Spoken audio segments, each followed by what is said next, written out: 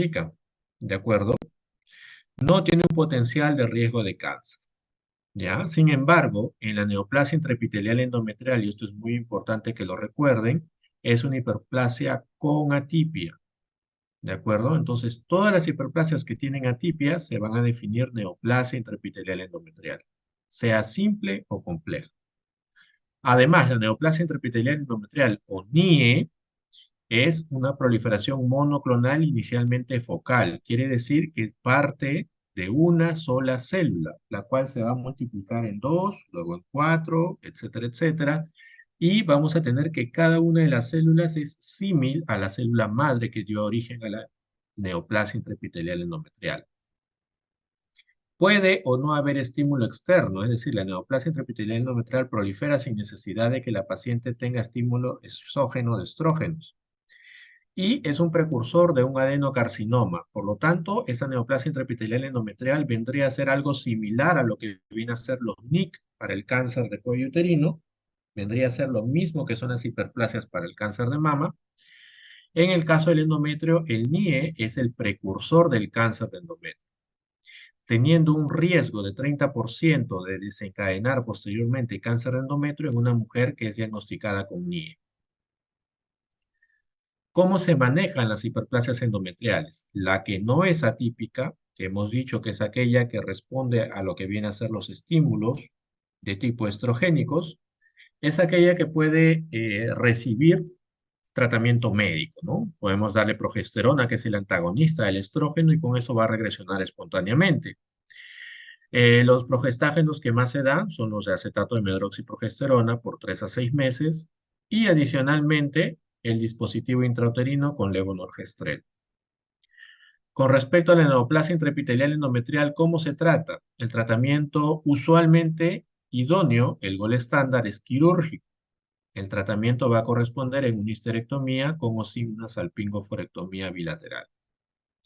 En pacientes jóvenes que tienen neoplasia intraepitelial endometrial, que no tengan hijos y que tengan expectativa reproductiva, sacarle el útero y los ovarios es un poco complicado. Por lo tanto, en ese escenario en particular se puede dar tratamiento médico esperando que esto remita, pero con una observación y con un control y seguimiento bastante estricto. Otro de los temas que vamos a tratar puntualmente es hablar del pólipo endometrial. El pólipo endometrial corresponde a un tejido compuesto por endometrio, glándulas y estroma, como habíamos visto en las fotos anteriores de un endometrio normal. La prevalencia es del 8%. Sin embargo, en el contexto de pacientes con hemorragia uterina normal, este puede incrementarse hasta un 30%. La etiología no se conoce con certeza, pero algunos postulan un desbalance inflamatorio como principal causa, otros lo asocian a un estímulo hormonal.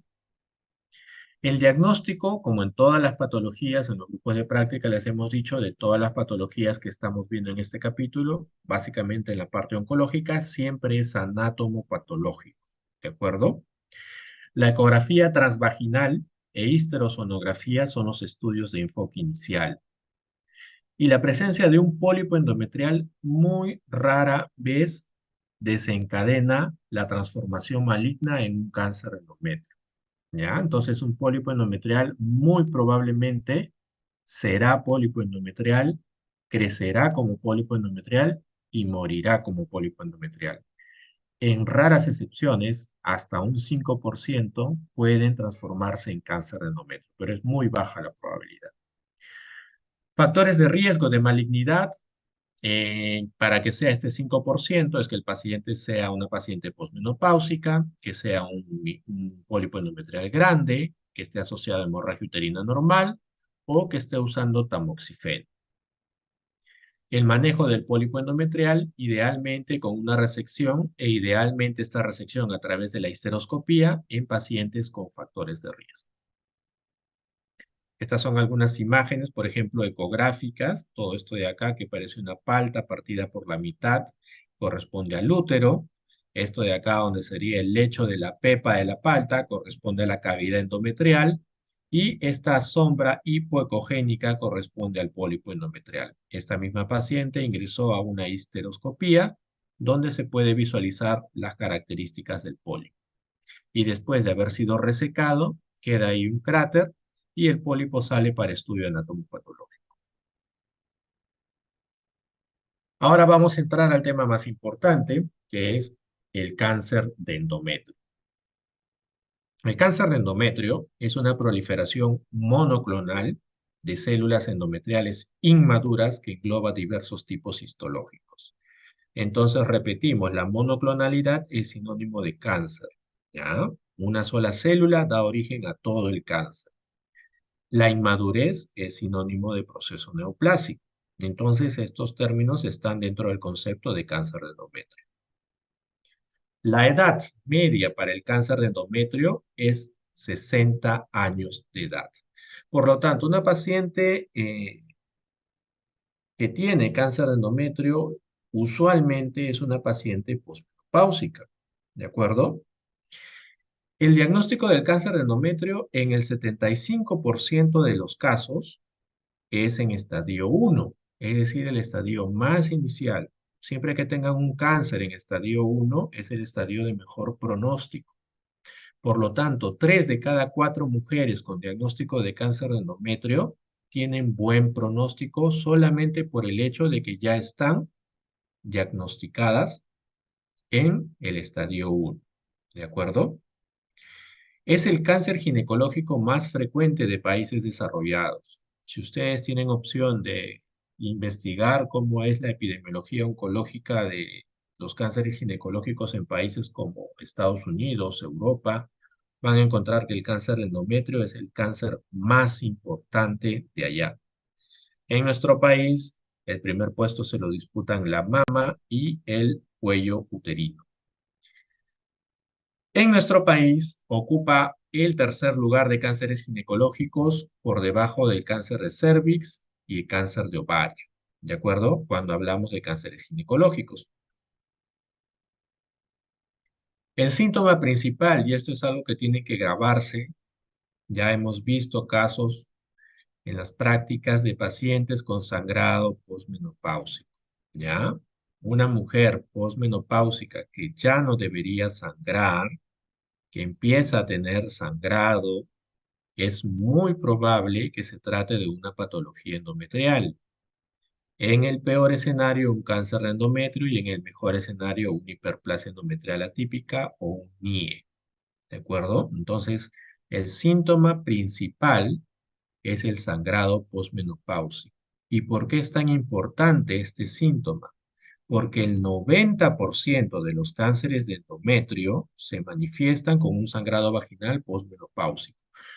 ¿Ya? Casi todas las mujeres que tienen cáncer de endometrio avisan con sangrado postmenopáusico. Otros síntomas de cáncer de endometrio, mucho menos frecuentes y ya son de estadios avanzados, son el dolor pélvico, la distensión abdominal y el tumor pélvico uterino. Acá en esta tablita les voy a dejar lo que son los factores de riesgo para cáncer de endometrio. La nuliparidad, menopausia tardía, obesidad, diabetes mellitus, tratamientos con estrógenos, tamoxifeno, hiperplasia endometrial o síndrome Lynch. En este caso, síndrome Lynch tipo 2. El cáncer de endometrio en la mayoría de casos es un cáncer hormonodependiente, es decir, se alimenta de las hormonas. En este caso, las hormonas que lo alimentan son los estrógenos. La nuliparidad es un factor de riesgo para cáncer de endometrio porque las mujeres que están embarazadas descansan 9 ciclos menstruales durante el embarazo. Esto quiere decir que hay 9 meses que vamos a tener primordialmente progesterona y no vamos a tener estrógenos. En tal sentido, mientras más hijos tenga una mujer, menos ciclos menstruales estrogénicos va a tener, más progesterona va a tener durante meses circulando por su cuerpo y esto la va a proteger. Ese es el motivo por el cual la nulliparidad es un factor de riesgo. La menopausia tardía, lo mismo. Mientras más tarde llegue la menopausia, más exposición a ciclos menstruales estrogénicos y como consecuencia más probabilidad de cáncer. La obesidad es un factor de riesgo porque produce periféricamente estrona a través de la aromatización de los andrógenos. La diabetes mellitus crea un síndrome de respuesta con disminución de proteínas transportadoras de hormonas, y en este caso los estrógenos se van a encontrar más libremente circulando por la sangre y trayendo como consecuencia la probabilidad de que actúen a nivel de su órgano blanco, que en este caso es el endometrio. Los tratamientos con estrógenos, por lo que ya mencionamos anteriormente, el tamoxifeno, que es un modulador selectivo de los receptores de estrógenos, se utiliza para el cáncer de mama, puede traer como consecuencia la activación de un endometrio y desencadenar el NIE o el cáncer de endometrio. La hiperplasia endometrial atípica, ya hemos dicho que es el precursor del cáncer de endometrio, y el síndrome Lynch. De todos estos factores de riesgo, tienen que recordar principalmente estos dos de acá, que hace referencia a lo que viene a ser la hiperplasia endometrial atípica y el síndrome Lynch, teniendo un riesgo relativo de 20 veces ambos, incluso la hiperplasia endometrial atípica hasta 30 veces con relación a una mujer que no tiene esta patología, en desencadenar un cáncer de endometrio. El diagnóstico del cáncer de endometrio siempre se hace a través de una biopsia. No vamos a hacer diagnóstico de cáncer de endometrio por ecografía, ni por tomografía, ni por imágenes, ni por algún marcador tumoral. Los marcadores tumorales casi no se usan para el enfoque de un cáncer de endometrio. Sin embargo, son de mucha utilidad para los cánceres de ovario, por ejemplo. La sensibilidad diagnóstica de la biopsia endometrio es del 90% y la pueden hacer de múltiples formas: curetajes endometriales, legrados biópsicos, aspiración manual endouterina e histeroscopía con biopsia dirigida. No existe screening para el cáncer de endometrio. El grosor endometrial por ecografía sugerente de proliferación endometrial más de 5 milímetros es sugestivo de cáncer de endometrio. ¿De acuerdo? Entonces, lo que podemos nosotros observar es que este 5 milímetros en ecografía es un marcador de importancia para ver el grosor endometrial, pero ojo, esto es un marcador de una paciente posmenopáusica, porque las pacientes premenopáusicas el grosor endometrial varía dependiendo de la etapa del ciclo menstrual en la que se encuentre, y va a ser más grueso mientras más cerca esté de menstruar, y va a ser más delgado cuando después de la menstruación se le tome la ecografía. Por lo tanto, en una mujer premenopáusica o joven o adulta joven, a la cual ustedes quieran evaluar el endometrio para descartar pólipos, hiperplasias, etcétera, etcétera, recomienden hacerle la ecografía terminando la menstruación. A los días de haber terminado la menstruación es el mejor momento para hacer la ecografía. Y el punto de corte para una mujer con premenopáusica para descartar una patología endometrial tipo hiperplasia o cáncer es de 16 a 25 milímetros. Vean ustedes qué tan heterogéneo y qué tan amplio es el intervalo, porque en realidad es dinámico el endometrio de una mujer premenopáusica, mientras que en la posmenopáusica hay un punto estable, porque así lo es el grosor endometrial. La biopsia para hacer el diagnóstico de cáncer de endometrio siempre tiene que ser una biopsia fraccionada, tanto en lo que viene a ser cualquiera de los métodos que ustedes pueden utilizar para realizar esta. ¿Y qué es una biopsia fraccionada? Es aquella en la cual primero tomaremos una biopsia del canal endocervical y después tomaremos una biopsia de la cavidad endometrial. Nunca al revés. Primero el endocervix y después el endometrio. ¿Por qué? Porque si yo voy a enfocar una biopsia en el contexto de probable cáncer de endometrio, si yo empiezo primero por una biopsia endometrio, en el momento en que saco la legra, voy a contaminar esta zona con células de endometrio, células cancerosas. Y cuando después haga mi biopsia de endocervix, me va a salir acá células cancerosas, cuando probablemente el cáncer solamente se encuentre dentro del útero y no ha llegado al cuello uterino. Y eso es importante porque puede convertir un cáncer de endometrio de estadio 1 a estadio 2 y cambia el pronóstico, cambia la forma de tratamiento, etcétera, etcétera, etcétera. Es otro escenario completamente diferente. Por eso, siempre buscamos primero ver cómo está el cuello uterino para ver si está limpio de células oncológicas de endometrio y después hacemos la biopsia de lo que viene a ser la cavidad endometrial.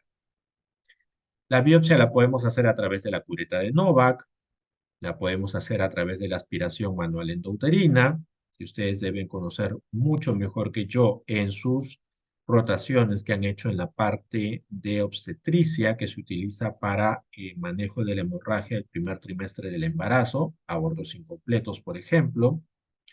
Lo podemos hacer a través de la conocida legra uterina e incluso se puede hacer una biopsia de endometrio a través de lo que viene a ser la cirugía mínimamente invasiva como la histeroscopía. Ingresamos con una cámara, vemos la lesión, ingresamos con una pequeña pinza y tomamos la biopsia dirigida.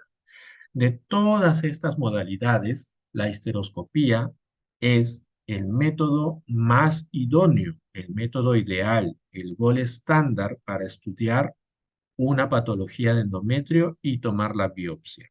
¿Ya? Una biopsia dirigida por histeroscopía es la recomendación. Los grados histológicos de los cánceres de endometrio son G1, G2 y G3, dependiendo de cuán porcentaje de crecimiento no escamoso y no modular se encuentre. ¿De acuerdo? Y los puntos de corte son de 5, 6 a 50 y más de 50. Por ahí de repente alguno de ustedes ha leído, ha escuchado, han visto pacientes con cáncer de endometrio FIGO 1, FIGO 2 o FIGO 3. Hace referencia a estas clasificaciones. Mientras más número tenga, más agresivo es el cáncer de endometrio.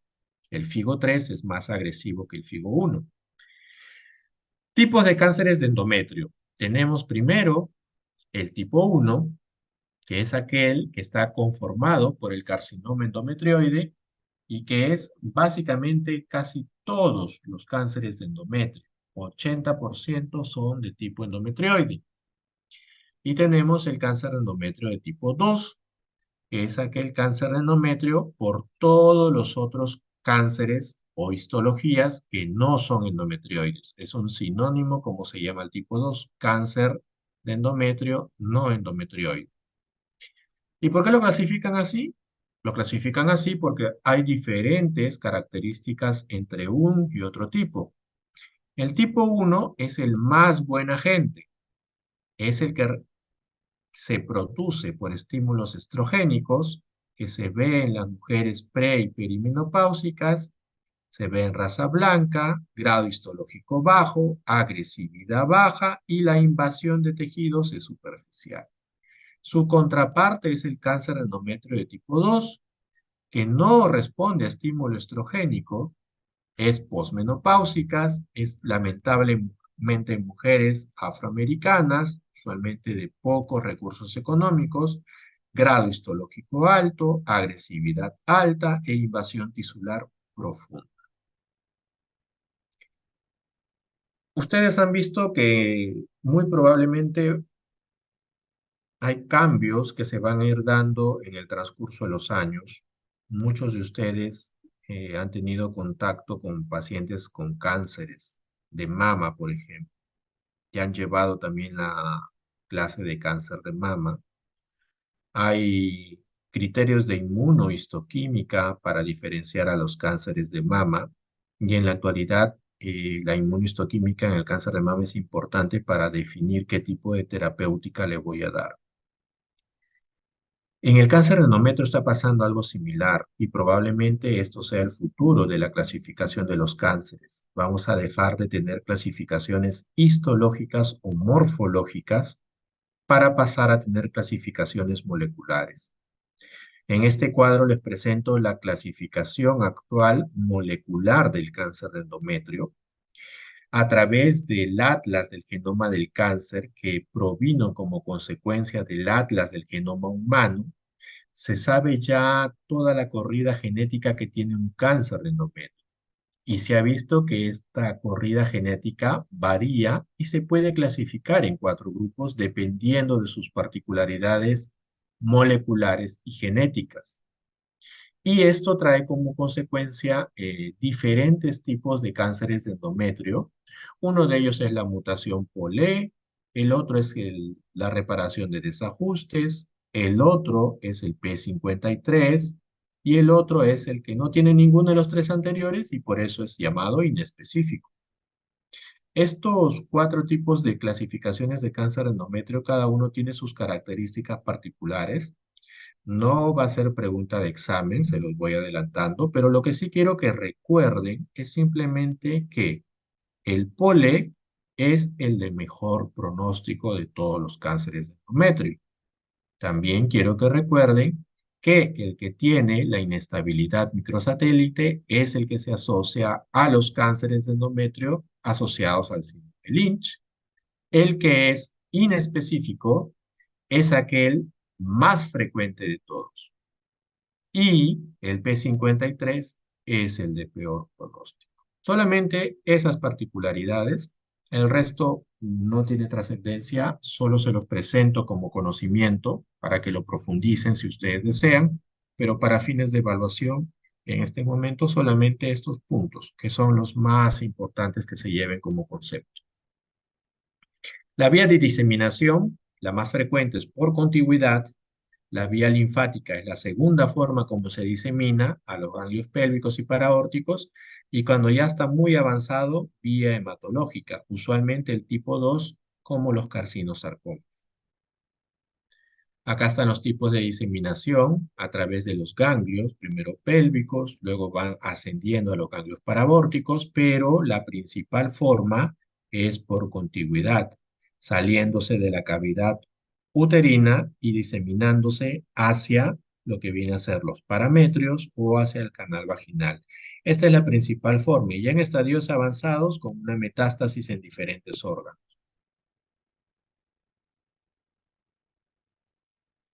Bien, hasta hace unos meses, esta diapositiva era distinta en la presentación de cáncer de endometrio.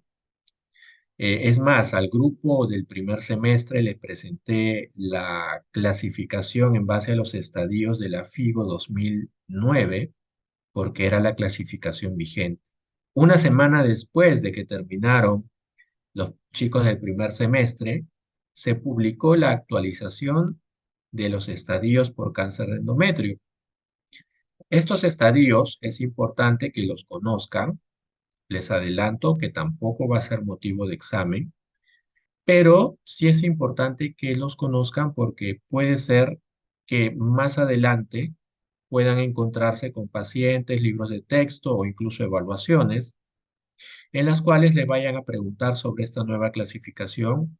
Y bueno, ustedes son el primer grupo de alumnos que van a tener la dicha de conocer este nuevo tipo de clasificación. ¿Ya? Entonces, sería importante que lo lean, es un poco complejo de entender y se está incorporando progresivamente a nivel del conocimiento científico porque todo lo que viene a continuación para el manejo del cáncer de endometrio se basa en estudios, estudios que incluyeron pacientes y estos pacientes cumplían criterios de inclusión y estos criterios de inclusión estaban basados en la clasificación 2009.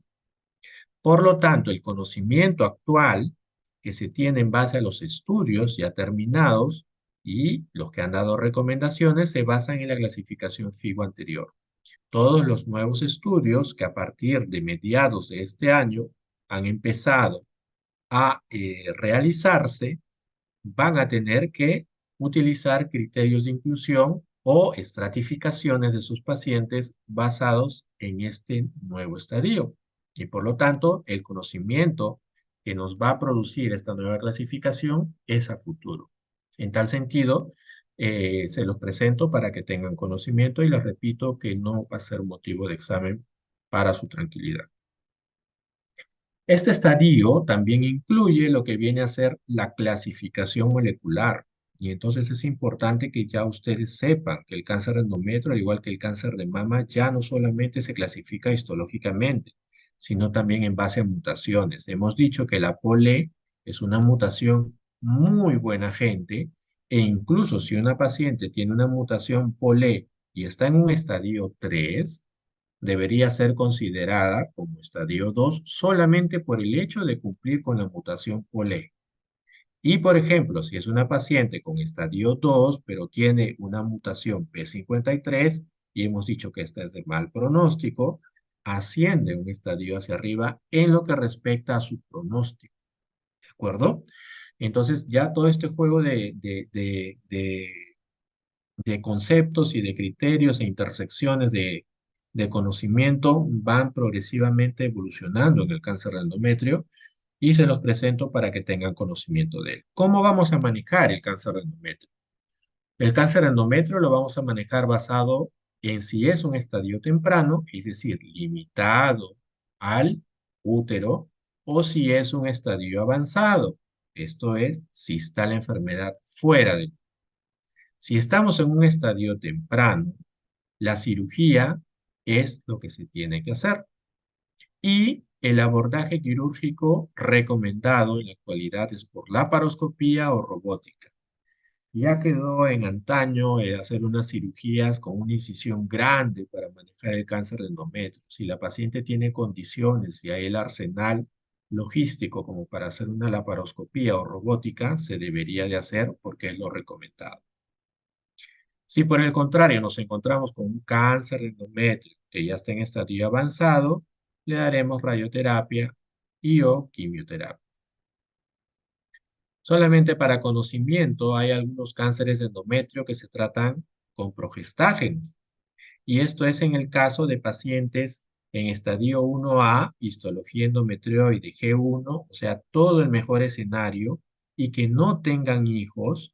En este caso, no le vamos a sacar el útero. Podríamos conversar con la paciente y congeniar en que los progestágenos podrían ser una alternativa para dormir ese cáncer, pueda quedar embarazada y posteriormente dar tratamiento, en este caso quirúrgico, en el momento del parto. ¿De acuerdo? Entonces, una biopsia endometrio, los estudios que se hacen en toda paciente y definimos los grupos, ¿no? Si la enfermedad está limitada al útero, es un cáncer de endometrio estadio temprano. Si puede llegar hasta el cuello uterino, es un cáncer más avanzado que el limitado al útero. Y si la enfermedad extrauterina se encuentra, es una enfermedad ya prácticamente avanzada. Y esta diapositiva resume lo que viene a ser el manejo del cáncer de endometrio, ¿no? Para los dos escenarios primeros que les he mencionado, vale decir, para lo que viene a ser la enfermedad limitada al útero, perdón, y aquella que se extiende hasta el cuello uterino, el tratamiento es cirugía de estadiaje, ¿de acuerdo? Que incluye una serie de cositas que tenemos que hacer: lavado de cavidad peritoneal, histerectomía, anexectomía, estadificación ganglionar, linfadenectomía o gangliocentinela, dependiendo de cada escenario, la estadificación extrauterina con retirar el epiplom o mentectomía y biopsias peritoneales. Esto es el estadiaje de una paciente con cáncer de endometrio en una enfermedad aparentemente limitada al útero o que se encuentre con un compromiso hasta el cuello del útero. ¿De acuerdo? Y acá ponemos un límite, ¿de acuerdo? Para la enfermedad extrauterina. Quiere decir estadios 3 o estadio 4. En este caso no está contemplado ningún tipo de cirugía y el tratamiento será radioterapia, braquiterapia o quimioterapia. Excepcionalmente, en casos individualizados, la citorreducción, pero no es el estándar de manejo del cáncer de endometrio. El estándar de manejo del cáncer de endometrio en estadio temprano y quirúrgico es el estadial, ¿ya? La citorreducción se hace en casos muy particulares e individualizados, ¿de acuerdo? Bien, entonces espero que haya podido quedar clara la exposición y a continuación Voy a responder las preguntas que ustedes tengan con relación a lo que hemos expuesto el día de hoy.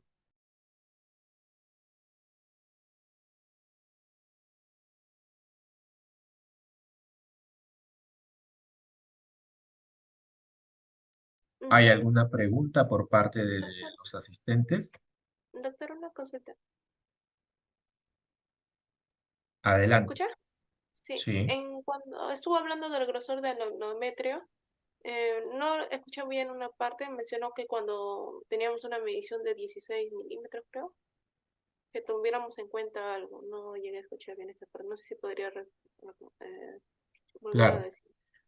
claro. Cuando uno evalúa el endometrio, no solamente por cáncer de endometrio, sino puede ser por pólipos endometriales, por miomas submucosos, etcétera, etcétera. El abordaje inicial es ecográfico. Y existen algunos términos ecográficos con respecto al endometrio. Uno es endometrio engrosado.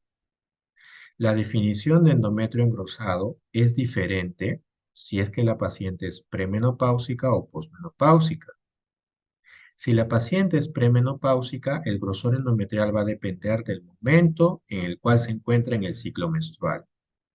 Si la mujer está a 1 o 2 días antes de menstruar, ese endometrio va a estar grueso porque va a estar lleno la cavidad endometrial de contenido y puras glándulas endometriales. Terminada la menstruación, cae todo ese contenido endometrial y le hacemos una nueva ecografía y vamos a ver que ese endometrio está delgadito. ¿De acuerdo? Entonces, primero, en una mujer premenopáusica, para yo definir que tiene un engrosamiento endometrial, lo que tengo que hacer es citarla para la ecografía terminada la menstruación. Señora, usted va a terminar la menstruación en tal día y 2 a 3 días después nos busca para hacerle la ecografía. Entonces, hasta ese tiempo, porque a veces los ciclos menstruales son irregulares, no se le da una fecha fija, sino que se le dice días después de terminada la menstruación. Y en ese momento, la cavidad endometrial va a estar vacía y vamos a poder ver mejor los miomas, los pólipos o incluso un verdadero engrosamiento endometrial. Y este engrosamiento endometrial para pacientes premenopáusicas se define, dependiendo de los autores, desde 16 hasta 25 milímetros. Algunos dicen de 16 para arriba es grueso, otros autores dicen 25 para arriba es grueso. ¿De acuerdo? Entonces es muy variable ese punto de corte. Sin embargo, en una paciente posmenopáusica, ya el endometrio no es dinámico, sino el endometrio está durmiendo, ¿ya? El sueño eterno de la posmenopausia. Y entonces es más fácil poder determinar un punto de corte de cuándo este endometrio se considera grueso o no. Si yo a una mujer posmenopáusica le hago una ecografía y a esta ecografía le encuentro la presencia de un endometrio de 5 o más milímetros, podré escribir en mi conclusión ecográfica que el endometrio se encuentra engrosado. Vale recalcar que el engrosamiento endometrial no hace diagnóstico de nada, solamente me dice que ese endometrio está grueso por X, Y o Z motivo que usted como médico debe analizar, estudiar, ya sea con una biopsia endometrio de forma ideal, ¿de acuerdo? Porque el diagnóstico no lo va a hacer la ecografía. Hemos dicho que el diagnóstico es anatomopatológico. Creo que respondí la pregunta, eso era lo que preguntaba. Sí, doctor, gracias. Ahora ya me queda claro. Gracias. ¿Alguna otra pregunta, por favor?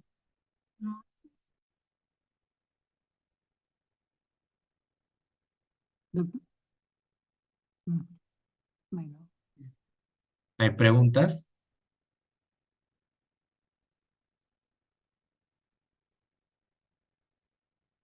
Muy bien, doctores. Si no